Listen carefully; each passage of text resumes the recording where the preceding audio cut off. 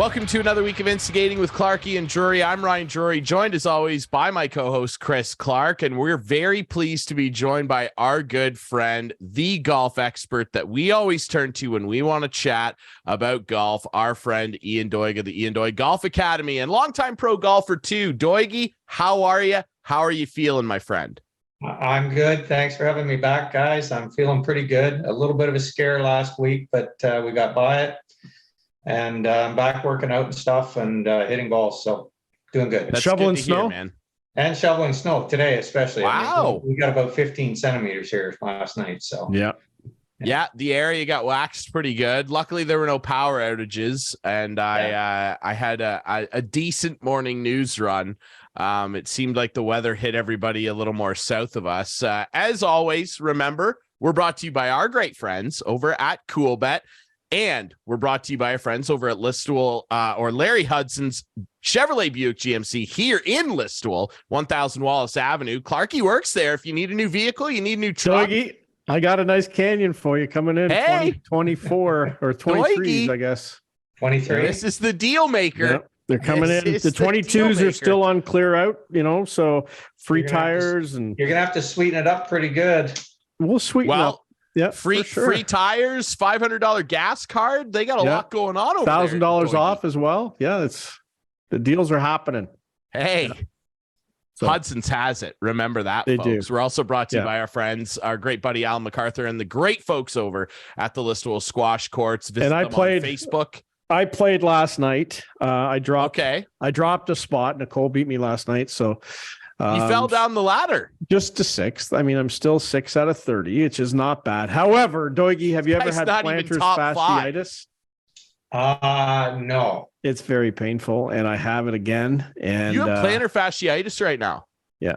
And you're playing squash? I know. I'm so competitive, and I can't stop doing stuff, and it hurts. And I was hobbling all day today. So, well, listen, isn't there and Doigy, chime in if you'd like here, because I know you've had, over the course of your great career, I know you've had injury problems. Is there not like an IR that you can go on where maybe you don't drop that many spots on the ladder? Can you talk to Al? Yeah, we need to talk to Al because he's putting pressure. I have TIR. I have the texts from Al saying you have until Wednesday to get your game in, right? Wow. And he made me play, and now I'm He made me play. Yeah, or I was going to drop 5 spots. He made me, dude. Just drop the 5 spots and get healthy. No. Oh my God. Doigy. Tiger just played in LA, and he's got plantar fasciitis too. So suck it up, Clarkey. Yeah, exactly. Hey, I played. It's him. It's Drury telling me not to play. A couple things. Yeah, because you're not Tiger Woods. Okay. Yeah, and you're also not the Tiger Woods of the squash world either. I have ice on my foot as we speak. I'm icing it down, and I have some insoles that are supposed to be good for this, but so far, no relief. So, and you wake up in the morning, 20 minutes off, buddy, and it's terrible. Clarkey, go get yourself a lacrosse ball. Yeah. It's very painful. I have done it to keep plantar fasciitis away. Yeah. And just roll it in the bottom of your foot. And I've heard that. But do that. That'll help it go away. And I feel like I'm in the dark today, but it's when you get a new computer and you think it's good and it's not, you don't know what to do. So a couple things here out there for our broadcasting aficionados here. So everything that Clarkey's saying really just boils down to I didn't pre-plan this. So when you get new equipment, generally what you want to do before you go on, I don't know, a well-syndicated television show that's sponsored by some great people, generally what you do, kids, I look fine, is you test the equipment beforehand and make sure everything looks and sounds up to your regular standards. Now, Clarkey, you do look fine, but we're generally used to you looking fantastic. And, right. And you can't see Cujo behind me. You can't, right? It's just, the John Tavares I get is it. a little I get dark. It. We had a little trouble starting today. We're a little late getting rolling, and Doigy's probably got to eat. And it's okay. I've got some steak fajitas waiting upstairs for me. I can smell them from here. Then we got to get right down to business. Doigy, I don't know how much of it you've seen or how much you're aware of it, obviously, but Everybody's talking about this new Netflix documentary. If you haven't watched it, it's called Full Swing. You got to check it out. Of course, it's right up your alley. And when you're done watching it, we're going to have you back on. We're going to do a full episode breakdown because it is pretty fascinating. Obviously, I don't know if you've watched the F1 series that inspired it, but obviously, what are your thoughts on this? Good for golf? Generally, it's getting really good reception. Well, I'll be honest, I haven't seen one episode of it. Clarkey, you got to see it. I told him to watch it, but he's been busy. I've been busy. I got a message from a friend of mine from the European tour that I played with, Mark Moulin, the other day, and he said it's great. He said, "You got to watch this thing." So I will get to watching it this week, and I've heard a lot of great things about it. I've heard some players come off very good. I've heard some players come off not so good. I know Dustin Johnson has mentioned that he watched the first episode and then said, "That's it. I'm not going to watch anymore." So it'll be interesting. I'm looking forward to seeing it. I just haven't had time. I'm a little bit into the first episode, and that's why I was a little late getting on to here today because I wanted to watch some of it. But the Justin Thomas and Jordan Spieth. It's just neat to see, and you've been inside the locker rooms, Doig. You know what it's like in there. I've been in a couple when I covered the Canadian Open and stuff like that for the radio station, but it's so much different. And being in the planes, being, just a fly on the wall in the locker room and hear the guys who are out there competing all the time, but are buddies, it's just different to hear that side of things, right? Yeah, I would say today's player is a little bit different than when I started. I mean, when I started, we were buddies, but we were cutthroat too. We had to step on the throat of the other player, and I think that's still the way because we're all competitive. Yeah. But nowadays, the guys are hanging out afterwards, and they're going for dinners and traveling. I mean, I know JT and Spieth and those guys travel and go on vacation together, right? So. And I did that some. I'm watching the scores here today from the Honda Classic, and I see Pearson Coody shot 4 under today. It's his first tournament on the PGA Tour. Well, I played golf with his father in Asia, and his grandpa is Charles Coody, who won the Masters. So, I'm going to pay attention to the Honda Classic this weekend because I want to see Pearson do well. And which leads me to our Canadians. We have Canadians on the leaderboard every week right now, guys. It's awesome. We only have 4 playing this week, and on my last look, all 4 of them are inside the cut line, and that's another good thing. Michael Glick had a good round today, 69, 1 under par on a very difficult golf course. So Canadians are doing well. That's one thing, and you'll see more of it when you watch it. I've seen the entire thing. I actually might re-watch it just so that I'm fresh on everything when we do a full deep dive. Maybe just before the Masters, we'll come back on and give our full thoughts on it. But I've seen every episode, and Clarkey, you're only an episode in, and in my opinion, if you're already entertained by it, I would venture to say the first episode's the worst one. And that's good news. And hey, I've always been a casual golf guy. This much like the F1 series has really dragged me in. I like to learn more about these guys and get some of their history. And I'll say I think my favorite episode was the Morikawa and Tony Finau one. Tony Finau's just maybe the most likable guy on tour. Like, everybody loves Tony Finau, and it's really cool to learn a little bit about him. And, the Rory stuff, they start getting into when everybody starts signing with Liv and that whole thing. There's some good drama involved with it. And obviously, when we're starting golf season, this is really the first season since Liv came in full time. And the debate continues to rage, Doigie, on whether or not some of these guys that left should be able to play in majors. What's your opinion on that? I mean, I personally am fine with it because, and they mentioned this in the documentary a couple times, I think everybody sees a lane where eventually these two organizations end up coming up with some kind of a deal. Well, I agree wholeheartedly on the fact that at some point in time, they're going to come together. Golf can't continue down this path with the split going on. 100% I'm behind all the players. If you've qualified to play in a major, you should be allowed to play.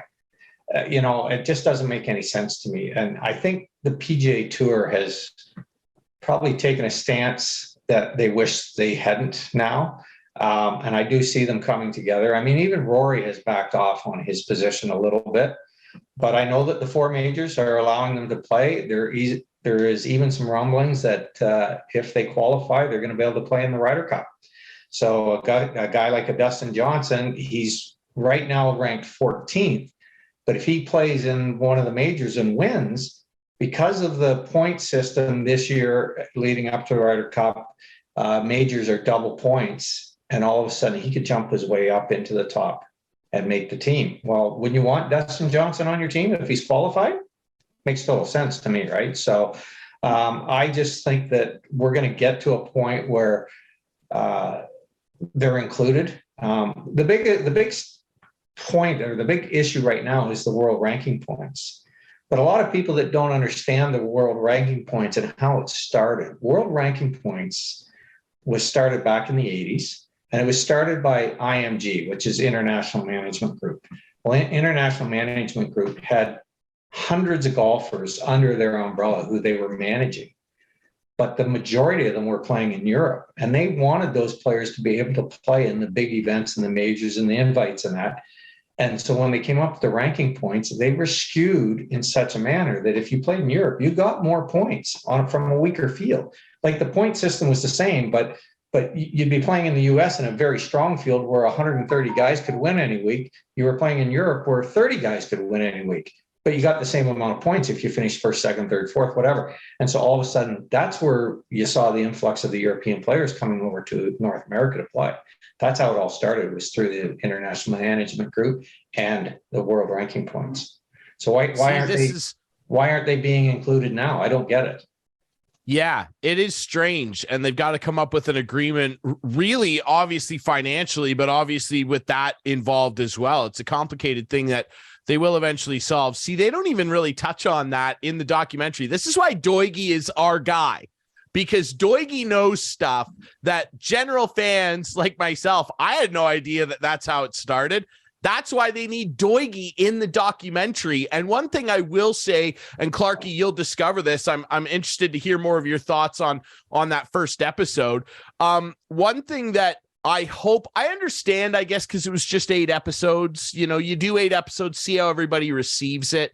One thing I hope that they do, they're guaranteed doing more seasons of this, is an episode on the Canadians, because you wouldn't know they existed in these episodes. They don't talk about Corey or Hadwin or any of these guys. So I hope in season 2, we get an episode that's like dedicated to, like, here come the Canadians. Cause like you said, we got 4 guys at the Honda Classic this weekend. Gligic obviously leading the Canadian pack right now. Clarkey, your thoughts obviously just on, the way they put it all together. Yeah. Like I kind of like watching this because A, you see the behind the scenes stuff. Okay. Yeah. And B, the other reason I like it, and like I worked at Leafs TV, and that's what we strive to do all the time, is to take the fans to where they hadn't been. Right. And when Leafs TV was in its heyday, and actually we were producing actual shows, taking people into, like, the one that was close to me was the Behind the Draft show every year. I was in the meetings with the scouts every year. Barry Trapp was leading the way most of the years I was there as the head scout for the Leafs. Pat Quinn would pop in every once in a while, and then JFJ, became the guy, and things sort of started unraveling for Leafs TV at that point, because he was a nervous guy. JFJ was a little bit nervous, but you couldn't tell from his trade dealings. We always tried to be, like the fly on the wall, right? And people eat that up. And I eat it up now because that's what I did for a living. So I like watching it. I'm into it. As I said, I'm only a little bit into the first episode, but it's neat stuff. It's really cool. That's the thing I think that's probably unique for you, Clarkey, is like you have so much experience creating this content. And then on the other side of the coin, you brought it up earlier, Doigy is a guy that has experience being the content. He lived it. Exactly. He's been in these locker rooms. Yeah. What's it like? What do you remember, Doigie, about going into a tournament? You mentioned earlier, things were very, a little more cutthroat back, when you were playing in those tournaments. And you're right. And this documentary does kind of highlight some of the more, friendly relationships. I mentioned, everybody loves Tony Finau, and JT and Jordan are hanging out and everything. And it's a little more, a little more friendly. People are yucking it up with Rory and stuff. But what was it like being in those locker rooms with guys who would maybe come off the course, had a bad day, someone had a really good day, and everybody was trying to chase them down? What do you remember about being in those locker rooms in the heat of the competition? Well, I mean, there's so many stories that I could go on and tell about, and one of the things I'm working on is a book where I'm talking about what happens out there, and I have the stories from the caddy perspective and from the player's perspective. But I can tell you a couple of quick ones, and I won't name names because I don't want to embarrass anybody. But back in the early '90s, there was a very, very close to a fist fight in the locker room with a couple of players, with a couple of Canadians involved. And it was quite interesting. And they were ready to throw down in the locker room before a couple other. Come on, Doigie, you got to tell us who it was. I can't. You can't tell us. I can't. Were you involved? I was not involved. I was not involved. But here's a funny one. This one happened at Bay Hill. I want to say around 1982. There was a player playing, and he always liked to hit his practice balls into the wind, and the range was straight downwind. So he had gone to the back end of the range to practice. And there was a player at the front end of the range who didn't like him, and he could hit it that far. And he on purpose started bombing drivers at the guy. And they slowly figured out who it was. And all of a sudden, the player on the back end of the range marched straight down the middle of the range. Everybody on the range had to stop hitting balls. And he walked right down, up onto the front end of the range, walked over to the guy, and just absolutely cold cocked him on the range at Bay Hill one year. It was like 1981 or 82. And it was quite something. I mean, it was pretty funny to watch. So there's stuff that has happened out there that is very interesting. Is that automatic DQ? I don't know if it's like, obviously in hockey, you just go sit in the box for a couple of minutes. What is the etiquette package in golf? Like, do officials come over and go, you're trunk slamming, see you later? Well, to be honest with you, I can't remember if anything happened with that one, but typically if you step outside the boundaries of what is considered professional conduct, it starts out as fines first, right? And I think the first fine on the PGA Tour right now is $1,000, and then it goes up from there, right? And I was fined a few times on the Canadian Tour. I think my biggest fine was $500. They started out at $100 back then on the Canadian Tour. What'd you do, Doigie? Swearing or something like that, right? Hitting a bad shot and cursing afterwards when there's a volunteer nearby or something like that. And that volunteer took offense to it and reported me, and I got a letter of discipline. So, I've had a few. I'm not afraid to admit that. Is there a guy who you didn't like to play with? Like I know, like Mike, I heard Mike Weir talking, I don't know if it was on the record or off the record at one point, but he would go head to head with Tiger, for instance, and Tiger would putt out when maybe he didn't have to. And then the entire gallery would be moving, right, to get to the next hole to see Tiger. And Mike Weir still has a 10-footer for par, right? And like people are scurrying everywhere. So it didn't seem like, from what I gather, Mike Weir liked playing with Tiger. But was there anyone like that, like, it's not against etiquette technically, but like just wait maybe and let me, wait to tap in that 2-footer. That's something that reputation that Tiger had, and we all knew that if you were in Tiger's group, that was going to happen. Yeah. So you didn't want to be with him or the group in front of him. You wanted to be the group behind him. Mm-hmm. Because if you're in the group in front of him, as soon as he putts out, all those people are running up onto the next hole to watch him play, and you're trying to hit your shot in that, right? So it's very, very difficult. I'll tell you a story. The only guy I really ever had a hard time with was Billy Andrade, Canadian Open one year. And I was right on the cut line with a couple holes to play. We had a lot of rain delays, and Billy was missing the cut by a pile. And we got to 17 at Glen Abbey, and he had already hit his second shot up to the green, and I got over my shot, and I had a very good chance of making the cut and making some good money, and I was over my second shot, and I looked up, and Billy was up on the green putting. I backed off and kind of gave him a shoulder shrug to like, Billy, what are you doing? And he backed off to the side. And so I finally got in and I hit my shot. I never ever did get set correctly. And I hit it in the bunker. But while my ball was in the air, he ran out, putted out, and then ran over to the 18th tee. And the reason being is we were close to the siren going for darkness. And if we teed off on 18, we could finish the hole and he wouldn't have to wait and come out the next morning. So he'd get on a plane and go home. Right. So he wanted to start 18. Well, I'm in the bunker. I'm getting ready to hit a shot. And all of a sudden I hear this screaming, and I look over, and the rules official is screaming at Billy. And then he's screaming at me, what's going on? Billy had ran over to the 18th tee and hit his tee ball over the heads of the group in front of us.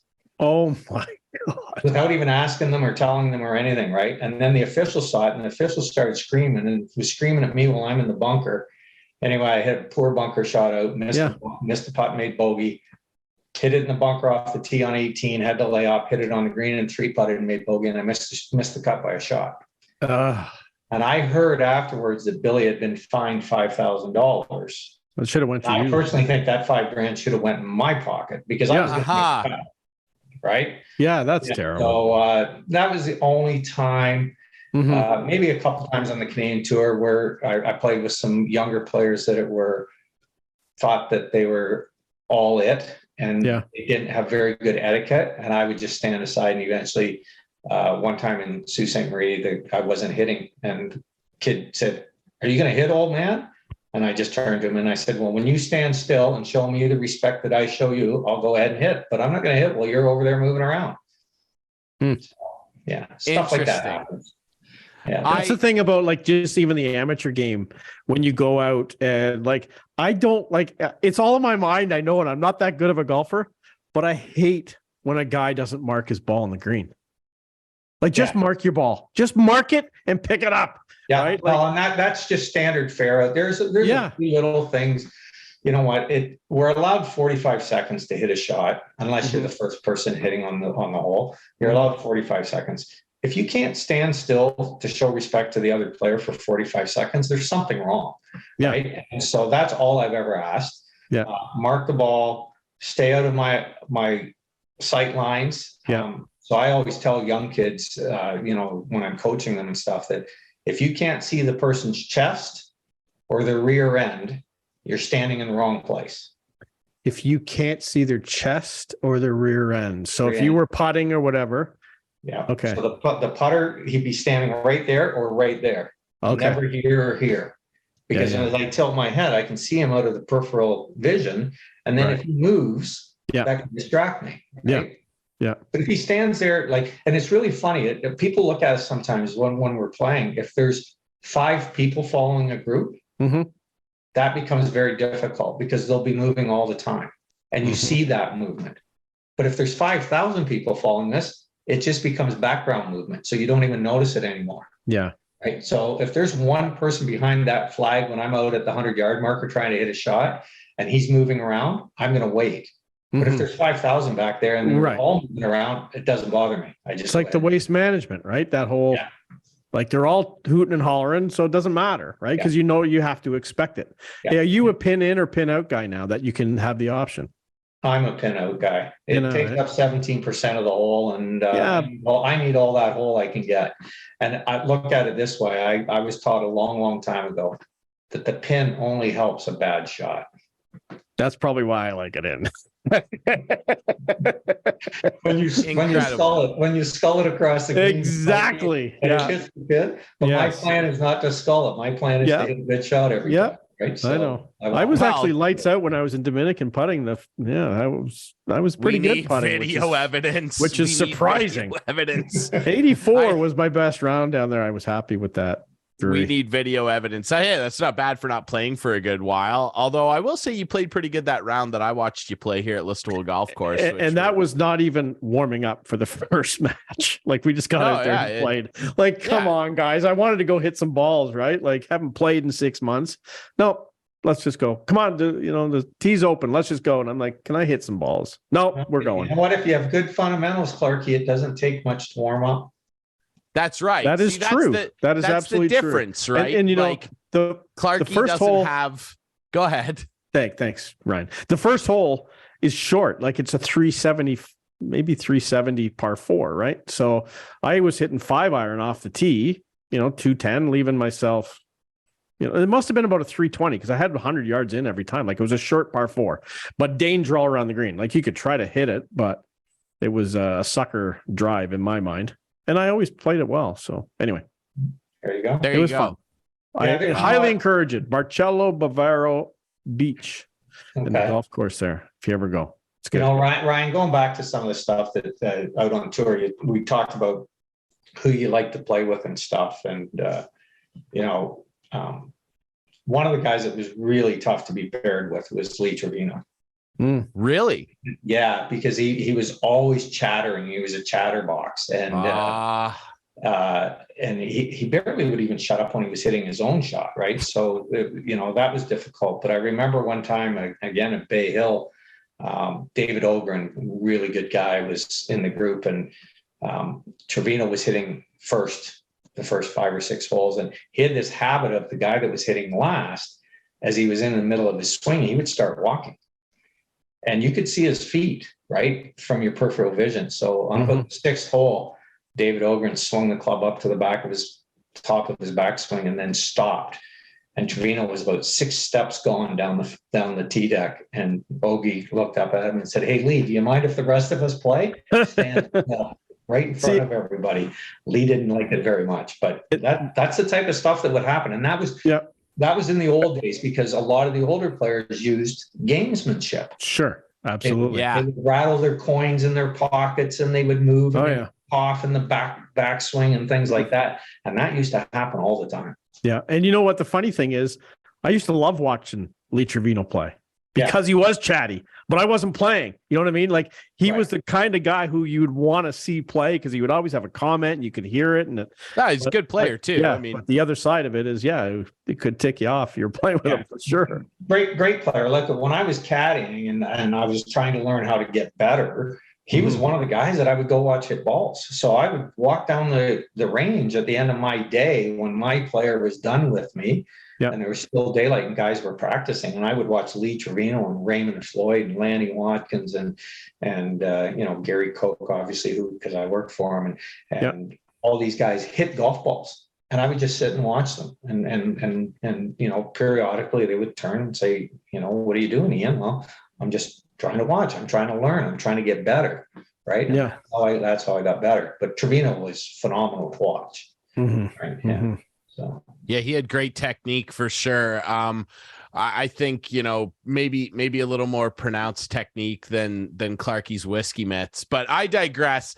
Doigy, I want to know. You have nothing you can say about my game when you can't even swing a club hardly. No, I know, but I can comment on it. And so that's what I'll do. Right. We're going to fix that. We're going to fix that this summer there. Okay. Okay. Maybe we should, because I'm getting really into it, and I know I'm never going to be a good golfer, but I mean, let's try it out, right? I want to know Doigy as well. Just final one on this subject, and this could just be a story you heard. Even, what's the greasiest thing you ever saw or heard of in a major golf tournament? And I don't even necessarily mean like the Masters or something, just a big tournament. What's the greasiest thing that you've ever heard occurring between players? Well, back in the 70s, there was a player by the name of King who played on the tour. And the story is that he was linked to the mob and that he was a collector and stuff. And he was very intimidating. I mean, I met him a couple times, but he was very intimidating. And there is a story of he was paired with a rookie one week. I can't remember what event it was. but they were walking along and there was a big lake along the left side of the fairway. And this king just kept kind of angling further towards the water. And the rookie was so nervous that he walked right into the lake. He was so intimidated by this guy that he walked right into the lake. Oh, yeah. So I was not there, but the story has been around so many times and for so long, I believe that it is true. Unbelievable. Maybe he like just subtly lifted his shirt and got a gander at some of the mob tattoos. I don't know. Like Who knows, right? the old Russian star. Who knows? Yeah. Something. Oh my God. And then here's a story for you too. This is a funny one. This one comes from the mini tours back in the 70s and 80s. And there was a guy that was trying them and he wasn't doing very well as a golfer, but he kept showing up and putting up his money every week. And everybody wondered, like, how's this guy afford to do this? And we eventually found out afterwards that every week he was robbing a bank. That's how he was financing his life on the mini tours. Oh my God. He was robbing a bank every week. Every Yeah. week. Yeah. Oh my God. Yep. That's hey, like credit to him in the very least in this sense that his commitment to your craft. Like he's dedicated. You can say that for sure. Oh my God. I don't think I could rob a bank every week to do just about anything. That's something. I want to ask you quickly about this too, and then we can move on to obviously talking some hockey because your guys Maple Leafs. And this is greasy. The Leafs did us one dirty, Clarkey. I have a complaint I'd like to send along. I'm going to tell Kyle Dubas next time I see him in Guelph. Could you hook us up and maybe do this trade while we're doing the show and not do it at 11 at night? We'll talk about Ryan O'Reilly, but before we take a break and move on to that, Doigie, I want to ask you, from a perspective of caddying, because you've obviously done both at the highest level. They talk quite a bit about it, obviously, in the documentary, and there's a great episode in there about Joel Damon, and his best friend is his caddy. And Joel Damon, like that's the power of these docuseries. They introduce you to characters you're really not aware of, and I'm a big Joel Damon fan now. What a interesting guy. He's had a crazy life.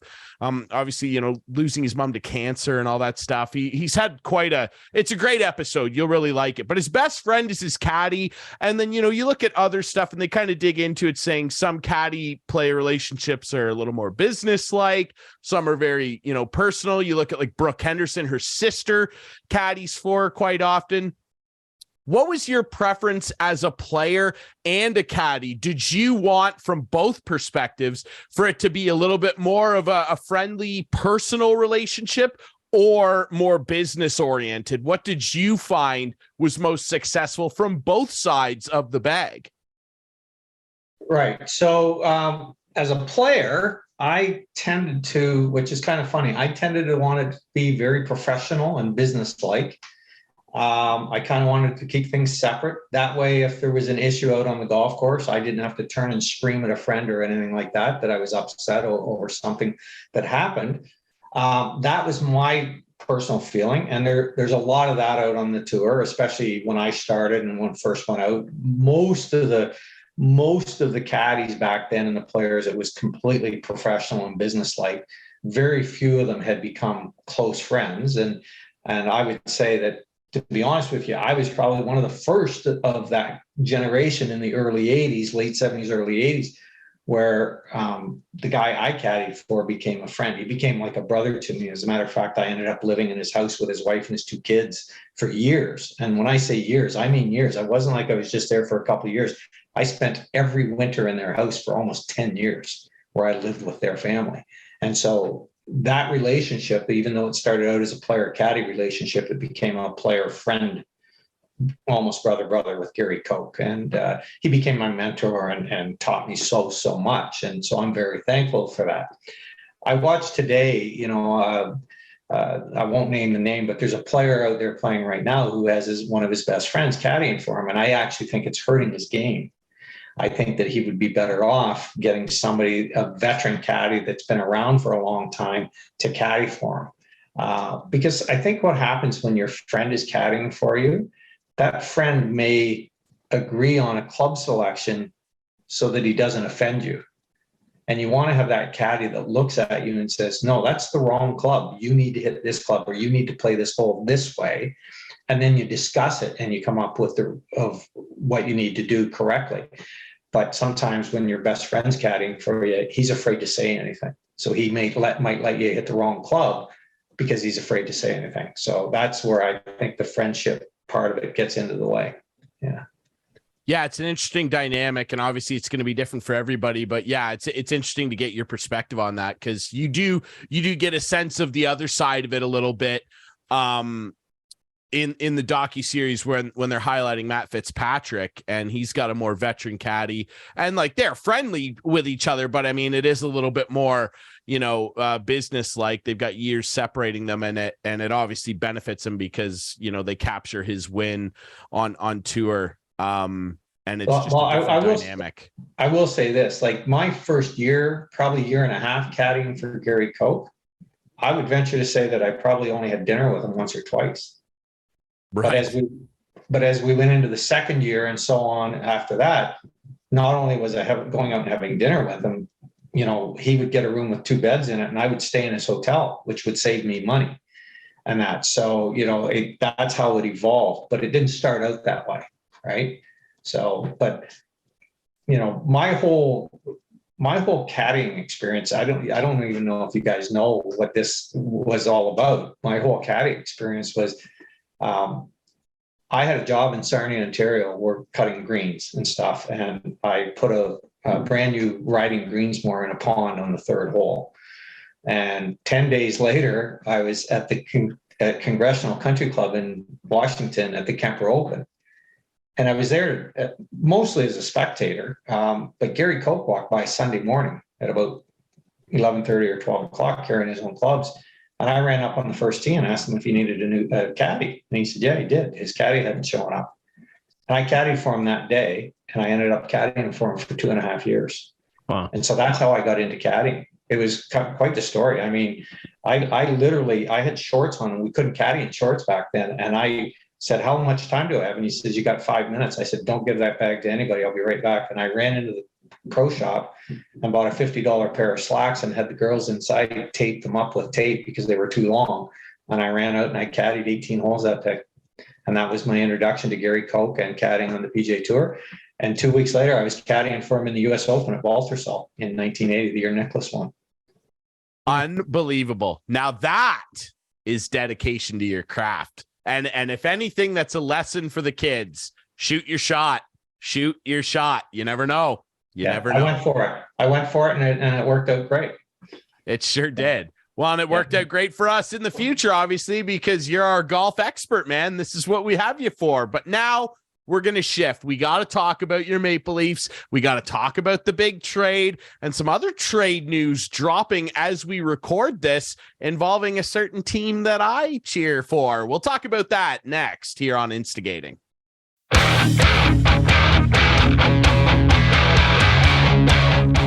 Welcome back to Instigating with Clarkey and Drury, still joined by our great friend and golf pro Ian Doig of the Ian Doig Golf Academy. And now it's time to talk. We've got these two on here. They're both big Leaf fans. Let's just dig right into it. I mean, if you haven't heard, you're under a rock. Obviously, the Leafs, just a little bit after we recorded our show last week, they went out and they couldn't do us a solid by doing it during the show.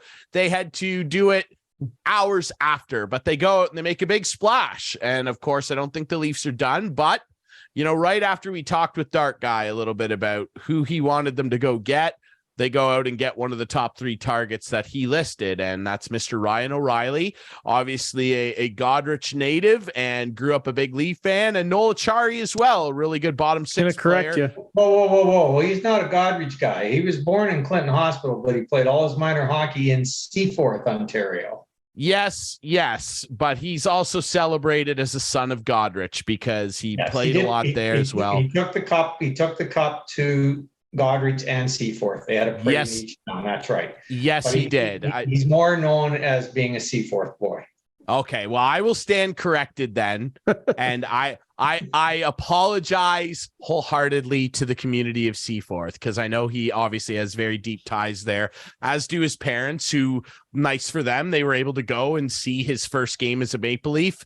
And then the other night, pretty good night against one of his former teams that he lost the passion for playing hockey while he was there, Buffalo Sabres, as he puts up a hat trick. And remember, guys, Coolbet's the place to go. And I had Ryan O'Reilly that night as an anytime goal scorer, and I almost took the risk and sprinkled on 2+, and I should have, because my winnings would have looked a little better. But if you're going to bet, do it with Coolbet. And yeah, he scores a hat trick, pretty incredible stuff. And he was one of only a handful of Maple Leafs players to score a hat trick within his first 3 games with the team. He ends up with 4 points. Clarkey's favorite player, Mr. Fancy Pants himself, Morgan Riley, Mitch Marner, 5 assists night, pea soup, the old Doug Gilmour impersonation. Pretty incredible stuff. Doigy, your thoughts first. You're our guest. What was your reaction when you heard Ryan O'Reilly and Acciari are Toronto Maple Leafs? I absolutely loved it. If you remember the last time I was on the show, I said that Ryan O'Reilly would be a good fit. I do remember. I'll tell you what, Acciari has surprised me. I love the way he plays. He's got some speed. He's got some grit. He loves to hit. And, and he's put up a couple points already. So I love that. But here's a little thought going back to Ryan O'Reilly. He played 3 years for Buffalo, about 120 or 125 games or so, and never had more than a 1-goal night in that building. And in his first game back with the Leafs, he had 3. I found that very interesting, right? So, does he like? I think he likes playing in Toronto. Maybe we should try and get him on. We should maybe try and do that. I mean, I do loosely know his dad a little bit. Brian's a very interesting guy. And how about we just wait and we'll do a live show from the parade?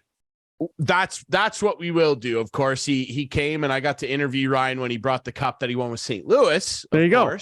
To Goderich and Seaforth, spent the afternoon following him around, and he was awesome. He was really good with the gathered media that was there, and I ended up having a good 10-minute, 15-minute chat with him on my own. He was great. So yeah, obviously this is a move that pushes the needle a little further toward them trying to finally get over that hump and maybe go on a cup run. And wouldn't that be special if he was the final guy that was a piece that pushed them over the top? And of course, many people will know, but his dad is a really interesting guy. He's like a sports psychologist and training guru, and he trains Ryan in the off season. And they do all these, weird. Hockey Night in Canada did a great piece on it a couple of years ago during that playoff run. They do all these weird training techniques. He'll have him balancing on stuff and stick handling, and he does all these unorthodox things for basically tuning Ryan's fine motor skills in tight areas, stick handling, face-offs. Of course, Ryan O'Reilly famously has one of the weirdest curves in hockey history. I won't even try and describe it. Google it. It's bizarre, but it works for the guy, and it's obviously working in Maple Leafs blue and white because he scores a hat trick the other night, and boy, is he ever good defensively. Clarkey, what was your reaction? I know that you were pretty excited. I was thrilled. We talked about it. As Doigy said, he's the kind of guy the Leafs need. Big guy. He can throw his weight around if he wants to. He doesn't put up with any crap. He's a leader. He's a Conn Smythe winner. He's the kind of guy they needed. A couple of my buddies, they overpaid. Can you get off the overpaid? Like, they gave up no current roster players. They retained their 2 top prospects in the organization, yep. Robertson and Nyes. Yes, draft schmaft, Cliff Fletcher. I get it. But this is a now team, and that's what now teams do. They trade away their picks to win now. And we know how long we've waited, haven't we, Doigy? And we don't want to wait any longer. And we're going to do everything we can to win the cup this year. And that's what they got to do. And boy, has he ever fit in. And I think I was on the show saying when Doigy was on, like, he would fit in great on that second line and move Tavares to the wing. It's an easier game from the wing. And Tavares, as you mentioned, Ryan, looks like he's slowed down a little. Well, it may be a perfect fit, even though Sheldon Keefe has said that come playoff time, he may be the third line center, but I don't think they're done yet. And that's why we'll have to wait and see. There's so many moving parts, and now Orlov's gone. Chychrun, like, I'm not a big fan. And all of a sudden it looks like for some reason the Ottawa Senators are in on Chychrun. Like, I don't know what's going on there and why they would want him, but anyway, what's with Minnesota Wild? They're like a bank. They ate half or a quarter of the salaries of O'Reilly, and they were in on today's Washington deal, eating some of Orlov's deal. I don't get why they're getting picks for nothing, I guess, basically. But anyway. How about Shea Weber's contract getting picked up again? Yeah, that stuff's so goofy, man. It is like goofy. The Arizona, it's just more, obviously Vegas involved on that side of things, but just the goofy nature and ongoing silliness of the Arizona Coyotes, which I can't get going. Doigie, you can't push me toward talking about Arizona. Don't start. I can't do it. I can't and I won't. But like you mentioned, obviously, Ryan O'Reilly, and we don't think the Leafs are done. Now, I mentioned before the break here, obviously, that my Caps involved in I would call it a pretty big deal from both teams' perspectives. Obviously, the Boston Bruins have acquired Dmitry Orlov, who, was an integral part of pushing my guys to winning one of those big silver things there. And sad to see him go. He drove me crazy a lot. I was, not very pleased with the last couple of years of him, but I think he'll just slide right into Boston like Hampus Lindholm did last year and become an impact player again. He's still young. He's only 31. And they get Garnet Hathaway too, which kind of breaks my heart a little bit. Just a good grinder, and he'll do anything for the team. Just a coach's dream, the old adage. So they're gone. It's looking like the Caps are going to be sellers. And what do you think of that, Ryan? I want your opinion. You got Ovi, Well, they should be. They should be sellers. Look, the fact of the matter is this. Them in Pittsburgh, they've gone blow for blow for a long time, trading division titles, winning some cups. They're just old. They're old now. They're slowing down in Pittsburgh. They're slowing down in Washington. The core of the team are older guys. Yeah. A lot of injuries in Washington this year. And I'll be frank, though, I don't love our coaching staff. I think they're bottom 5 in the entire NHL. I think the coaching staff in Washington's abysmal. I think even if Washington was perfectly healthy all year this year, I still don't think they'd be much better than what they are right now. And what they are right now is an aging team who's slowing down in a young, fast man's game. And they need to continue this sell-off of some of the older dudes. You obviously keep Ovi. You don't trade my guy Nick Backstrom. You keep those guys around to help the young guys. You need those guys. You help the young guys. You keep Tommy Wilson. He's a future captain. I would say basically everybody else on that roster, minus the young guys, is on the table for me. I mean, if you can get easily a first-round pick and a slam dunk prospect for a guy like John Carlson, perennial Norris Trophy candidate, puts up billions of points, big right shot defenseman, help anybody's power play. Get it for him. Love Johnny Carlson, but get it for him. I hope he returns soon because of that. Obviously, he got hit in the head with that puck a while ago. If you can get something for the two goalies, go ahead. Kuznetsov, the most frustrating player since Alexander Semin, but he did win a Stanley Cup. I'm talking like near scorched earth here. That's just where they're at.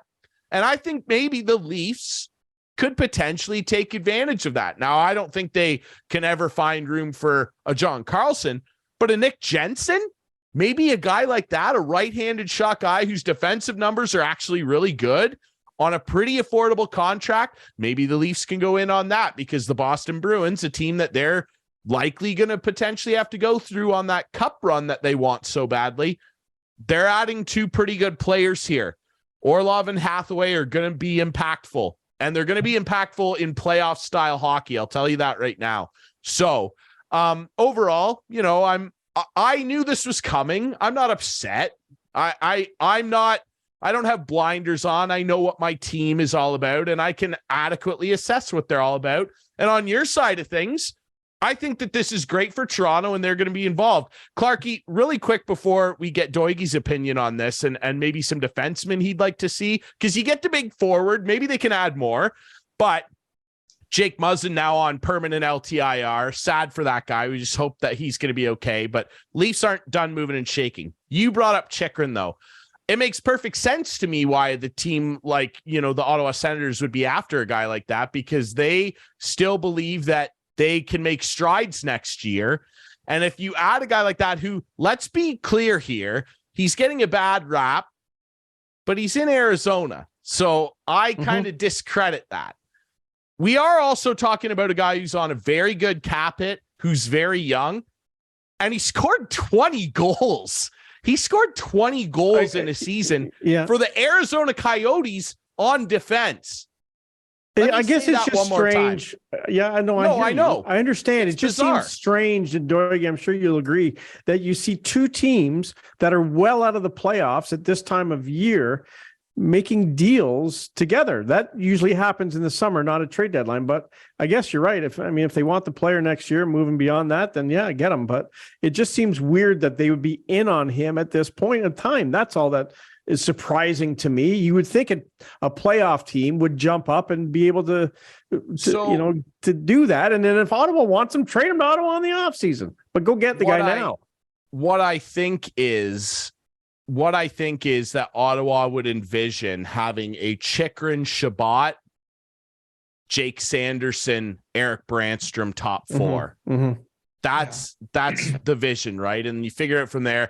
I personally think that DJ Smith is as talented a coach as he is. I personally think that he's going to be, on the chopping block. They should probably hire my cousin Brad. But I really think that that's what their goal is. Now, Doigie, let's move back to the Leafs here.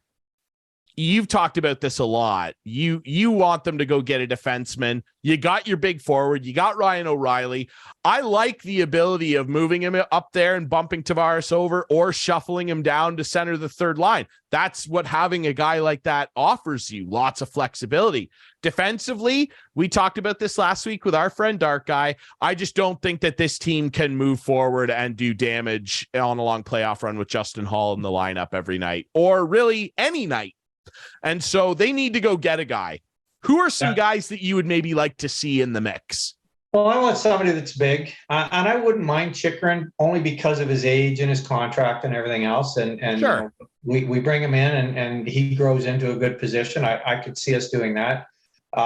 Perico out of St. Louis, we've already dealt with them. Let's maybe the big thing that I want somebody that's big and bruising, that will stand in front of the net and knock guys on their rear end. I mean, I think about a couple goals that Wall let in recently, where he was scrambling to get his hand on the puck in front of him, and eventually the puck popped out and they shot it into the empty net. But none of our Toronto players knocked anybody on their butt. And I just am tired of seeing that happen. We need a big guy. I'd even bring Labushkin back if we could. Right? The big Labouche. Yeah, he played against us in Buffalo. Somebody that would just push somebody around in front of the net. Yeah. It just drives me crazy. And I know we talked to Pooley last time Pooley was on, Ryan, and we talked about how much we honestly think Justin Hall has improved this year. And he gave all the credit to Giordano and how he's been playing so well because of Giordano. But it just drives, and I'm sure it drives Doigie crazy. This guy's a big guy. This guy isn't tiny. And I don't think he knows how to hit. Like, I honestly don't think he knows how to lay a body check in this league. And it's so frustrating to watch. Is Luke Schenn an upgrade to Justin Hall? I think we both agree he is. I would certainly not want to give up anything more than a fifth rounder for Luke Schenn. Like, nothing more. They want a fifth rounder, I'll take Luke Schenn. And then you look at other teams down the bottom, like, Chicago and what's going to happen with Patrick Kane. Now I heard this morning that it sounds like Patrick Kane is still saying he just wants to play for the Rangers and maybe really tying the hands of the Blackhawks. So if they want to get anything for him, They'll have to trade him to the Rangers, and they won't get a lot, but it's better than nothing, I guess. And then Montreal, like I love seeing Montreal in that 21, 25 in the league's place, because teams don't get better doing that. You've got to bottom out, and they refuse to do it. So will they be trading a defenseman or a forward? We'll have to wait and see. We're a week away from the trade deadline, and it's going to be an exciting week ahead, I think. Yeah, I agree. I would bring Luke Shen in if they could get him for a 4th or a 5th pick. I don't have a problem with that. I did Hall threw a check on the boards the other night in the Buffalo game, which really caught me off. Did he trip when he did it? But then about 8 seconds later, he coughed up the puck. So I was like, you just never know what you're going to get from him. No, and you can't go into a long run of the playoffs trying to get past Tampa and Boston with him as one of your top 6 defensemen. I'm sorry, you just can't do it. And Boston just got better, right? Yeah, well, we'll see. I mean, it's hard for them to get better, and we'll see if they've disrupted the dressing room, because that can happen too. But forwards, I think they need to add another forward too, and I think they're going to try. It wouldn't shock me if they're offering Kerfoot around the league. I'm not sure what you would get for the Swiss Army knife, as he's referred to, but do you see any other forwards that they might dangle out there? Like, it certainly seems like they're content on keeping Nyes as long as they can here, and hope he turns out. Yeah, but what if he doesn't? I mean, I'd be happy to let package him up with somebody and go get Timo Meier. Yeah, right. I'd be okay with that, because Nyes, we don't know what we're going to get. Right, well, you're in win now mode, you said. Right, I agree. Now mode. We just put Joey Anderson on waivers. I don't know if he cleared or not. I haven't looked at the wire to see. Yeah, right? I mean, Leaf fans get excited because they're like, "Oh, they're clearing a roster spot. What are they doing? Why are they?" Right. What are they doing? Right. But yeah, you know what? let's package him together with Nyes and go get Timo Meier. Bring him in. Yeah, Timo Meier is very interesting because of the control you would have on him. Right. You've traded your 1st-round pick already for Ryan O'Reilly. You do have one next year, because it's going to take that probably. It'll take a 1st and Nyes probably to get Meier. But if you then flip Meier in the offseason, maybe you can recoup a 1st-rounder, right? And like I said on, I don't know if you guys saw it on Facebook last week, I kind of threw out a hypothetical that if we could trade, these 3 players, and I mentioned Morgan Riley, Hall, and whoever else, maybe it was Kerfoot or whatever, and bring in Ryan O'Reilly and somebody else and a stud defenseman, but it guaranteed that we were going to go to the Stanley Cup final this year and next year, would you do it? Well, of course you would, right? So if it means moving somebody out, but we're going to guarantee ourselves a chance at the Stanley Cup, let's do it. Now, here's a little something that I want to ask you. When was the last time Toronto won the Stanley Cup? Why are you asking me that? Just hold on, 1967, right? In 1967, how many rounds did you have to win the Stanley Cup? 2. You only had to win 8 games. Okay. Have the Toronto Maple Leafs ever won more than 8 games in a Stanley Cup season since then? No. Well, sure they have. They made the conference final in the 90s. Okay, and so they won 8 games. 2000s. And okay, maybe they won a couple games in that 3rd series. But they've never won 12 games because they've never made it to the finals. They won 11. They won 11. They only won 2 series, though. Yeah, I know, but they took only won 2 series in the history of their team. Yeah. Think about it. Why are you like? Don't bring up this stuff. We have no control. It's relative. It's relative. We have never won more than 2 series in the history of our team. Yeah, it's pretty incredible. And that's the kind of curse that, hopefully Mr. O'Reilly can help break. It's going to be interesting.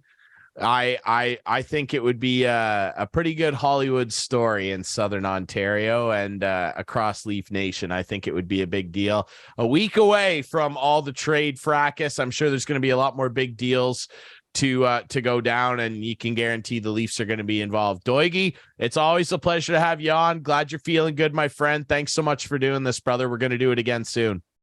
Always a pleasure to come and be with you guys, and thank you very much. All right, that's it for us this week here on Instigating. Remember, you can watch the show Friday nights at 8, Sunday nights at 9 with our friends on Whiteman TV. That's channel 6 for Whiteman subscribers. We debut on our YouTube channel Friday nights at 9. Follow us on social media at Instigating Pod. Follow Doigy on Twitter at Ian Doig Golf. You want golf lessons? Doigy is the guy, the Ian Doig Golf Academy. You can Google that as well.